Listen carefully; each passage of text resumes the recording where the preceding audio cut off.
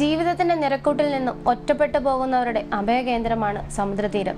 ആ സമുദ്രതീരത്തിൽ സ്നേഹത്തിന്റെ, പരിചരണത്തിന്റെ, സ്വാതന്ത്ര്യത്തിന്റെ ഒത്തിരി കാഴ്ചകൾ നമുക്ക് കാണാനായി സാധിക്കും. ഒപ്പം തന്നെ മറ്റുള്ളവരെ പരിചരിക്കേണ്ടത് സ്നേഹം കൊണ്ട് മാത്രമാണ്, അല്ലാതെ മരുന്നുകൊണ്ടോ മറ്റുള്ള കാര്യങ്ങൾ കൊണ്ടോ ഒന്നുമല്ല എന്നുള്ള തെളിയിക്കുന്ന വളരെയേറെ പ്രത്യേകതയുള്ളൊരു കാഴ്ചകൾ നമുക്കിവിടെ കാണാനായിട്ട് സാധിക്കും. അതുപോലെ തന്നെ ആ കുടുംബത്തിൽ ഒരു അംഗമായി വന്നിരിക്കുന്ന ഒരച്ഛനെ നമ്മൾക്കിന്ന് പരിചയപ്പെടാം. നമസ്കാരം അച്ഛ, അച്ഛനെ ഒന്ന് പരിചയപ്പെടുത്താമോ? എൻ്റെ പേര് ലാലവരനോ. ഞാൻ കൊല്ലം ഉപ്പള ജംഗ്ഷനിൽ നിന്ന് വരികയാണ്. അതെ. ഇപ്പോൾ ഇവിടെ അച്ഛൻ്റെ വീട്ടിൽ ആരൊക്കെയാ ഉള്ളത്? വീട്ടിലാരെയും ഇല്ല.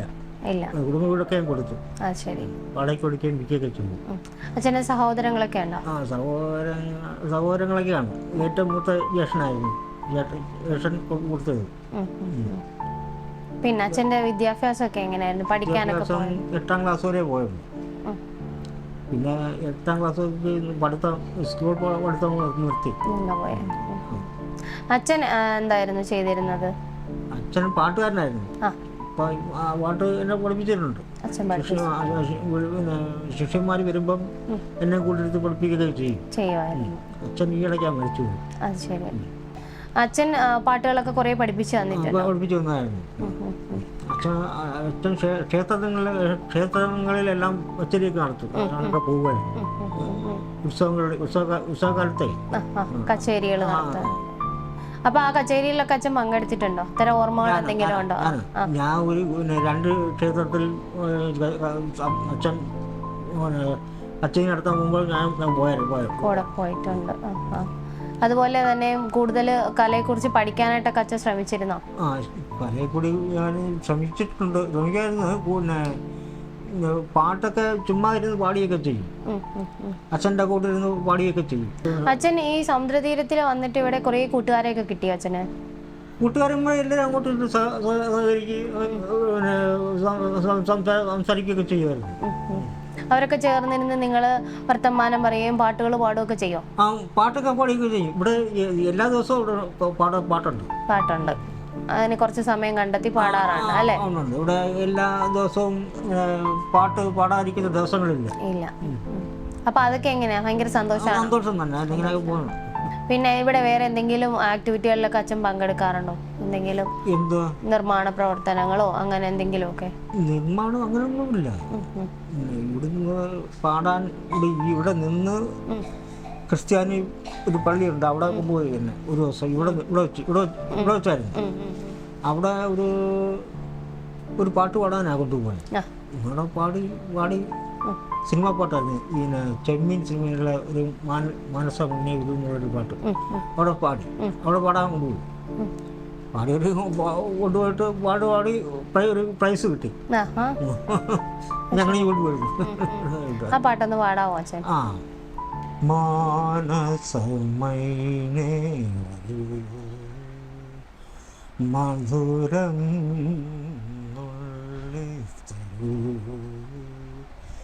എന്നരുമപ്പൂവോടിയിൽ നീ തേടുവതാരേ ആരേ മാനസമൈനേ വരൂ മധുരം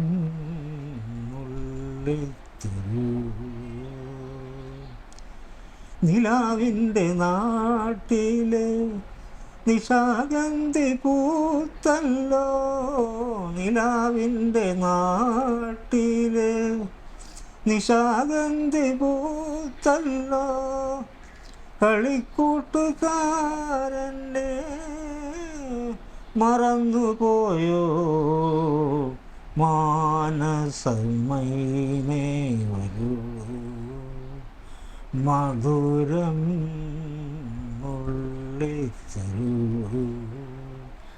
പാട്ട് നല്ലതായിരുന്നു. അപ്പൊ കച്ചേരികളിൽ അച്ഛൻ ഏതെങ്കിലും ഇതുപോലെ പോയി ചെയ്തിട്ടുണ്ടോ? കച്ചേരിയിൽ ഒത്തിരി കൂട്ടുകാരൊക്കെ ഉണ്ടാവില്ലേ അല്ലേ? സംഗീതം വായിക്കാനൊക്കെ ഉള്ളവര് പോയിട്ടില്ല. പഠിച്ചിട്ടേ ഉള്ളൂ. ശരി. അത്തരത്തിലുള്ള ഓർമ്മ ക്ലബ്ബ് ചലച്ചിത്രഗാന മത്സരം എന്നൊരു മത്സരമൊക്കെ ഇല്ലേ? അവിടെ ഞാൻ ഒരു പേരൊക്കെ കൊടുത്ത് പിന്നെ ചലച്ചിത്ര ഗാനം ഒക്കെ ഈ പാടിയൊക്കെ ചെയ്തിട്ടുണ്ട്. അങ്ങനെ ചെയ്യും. ക്ലബുകളിലെ ഇപ്പൊ ഇവിടെ ഓണം സെലിബ്രേഷൻസ് വരാറുണ്ട്, ക്രിസ്മസ് ആഘോഷിക്കാറുണ്ട്, അങ്ങനെയൊക്കെ ഒത്തിരി കാര്യങ്ങൾ ഇവിടെ ആഘോഷിക്കാറില്ലേ? അത്തരത്തിലൊക്കെ ഉള്ള ഒരു ഓർമ്മ ഒന്ന് പങ്കുവയ്ക്കാമോ? അപ്പൊ ഞാൻ കഴിഞ്ഞ ഏപ്രിൽ മാസം അവിടെ വന്നു. അത് ശരി. ഓണമൊക്കെ ഇവിടെ കൊണ്ട് അല്ല എങ്ങനെ ഉണ്ടായിരുന്നു എന്നാ ഞാൻ ചോദിച്ചേ. ഓണത്തിന്റെ ഓണക്കളികളൊക്കെ ഉണ്ടായിരുന്നില്ലേ ഇവിടെ? അതൊക്കെ അച്ഛൻ ആസ്വദിച്ചോ? ദീപാവലിക്കൊക്കെ പടക്കമൊക്കെ പൂത്തിരിയൊക്കെ കത്തിച്ചു. അച്ഛന്റെ പേരൊന്ന് പറയാമോ? ഒത്തിരി അറിയപ്പെടുന്ന ഒരു വ്യക്തിത്വമായിരുന്നു അച്ഛൻ എന്നോട് പറഞ്ഞിട്ടുണ്ടായിരുന്നു. അച്ഛന്റെ പേരെന്താണ്? അതെ അതെ, ഭാഗവതരായിരുന്നു. അപ്പൊ അച്ഛൻ പറഞ്ഞ ഏതെങ്കിലും കീർത്തനങ്ങളോ അങ്ങനെ എന്തെങ്കിലും അച്ഛൻ ഓർമ്മയുണ്ടോ?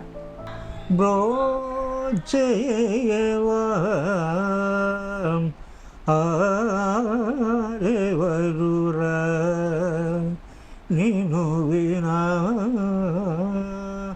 ರಘುವರ ಅನುಬ್ರೋಜಯವರ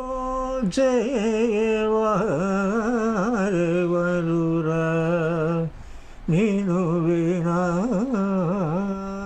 ರಘುವರ ನೀ ಚರಣ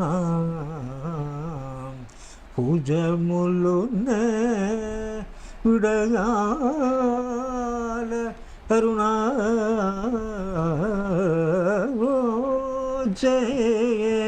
പാരവരുര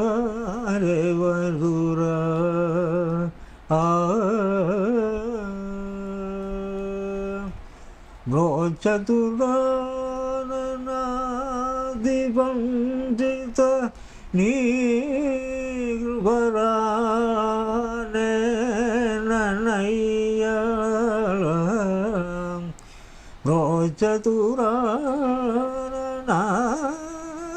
ചതുരാദിപഞ്ചിത നീ കൃപരാനയ്യ നീ ചരിതമപുകടലേന ശ്രീ ചിന്തദീപ്തിവരമുന്നിവേഗമേധ സനിധ പദനി നിധ ധനി പദമനി ധനി പദമ പദനി ധനി ധരിച്ചാനിധ പസനിധ മഗമ പദനി പ്രോജേവരുര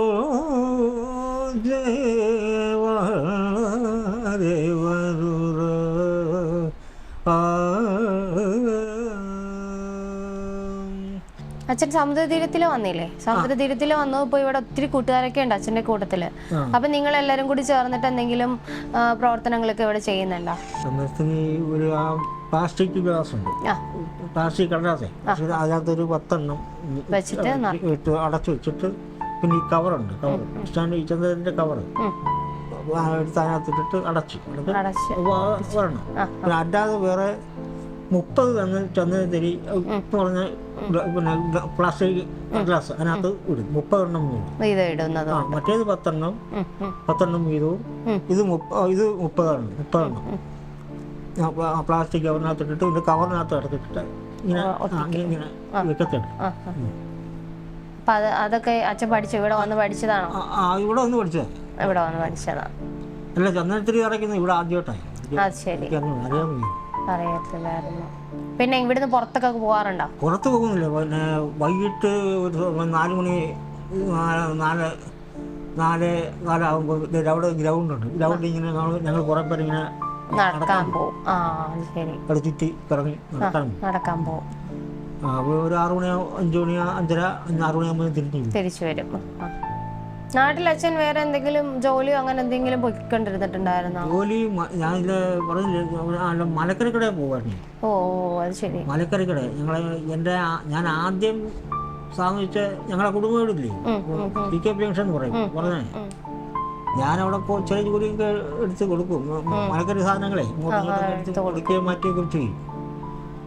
ചിലപ്പം രാവിലെ 9 മണിക്ക് വന്നാൽ 12:30 മണിയൊക്കെ തിരിച്ച് അവർ വിട്ടോട്ട് പോകും. അങ്ങനെ മലക്കറി കാണുന്ന സഹായം കൊടുക്കുകയും ചെയ്യും.